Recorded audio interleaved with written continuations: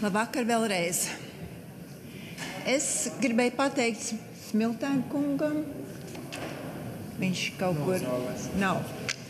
Liels paldies par drosmi nākt un izteikt viedokli. Es varbūt nepiekritīšu viņam, bet es apsveicu, ka vismaz viens cilvēks pateica savu viedokli. Es būtu, jā, jūs arī Kiršteinkungs, protams. Es būtu ļoti laimīgi dzirdēt no citiem, kas ir pret Stambulas konvenciju. Lai jūs vēlētāji šo vakaru dzird jūsu viedokli. Lūdzu, nākiet! Esat tik laipni lūdzu, bet pa priekšlikumu. Pa priekšlikumu tūlīt.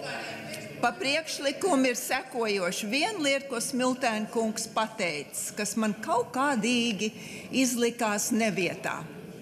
Jo jūs visi pazīstat Ukraiņus, jūs esat bijuši tur, vai tiešām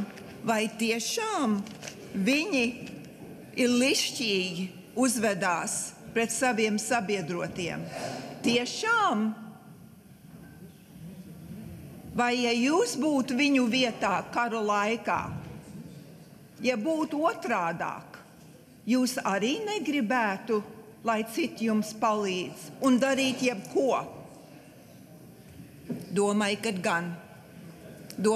gan. Tātad lūdzu nesakiet tādas lietas par ukraiņiem, ka viņi staigā apkārt un saka vienalga ko, lai dabūtu, kas viņiem ir vajadzīgs. Tas ir lēti, ļoti lēti.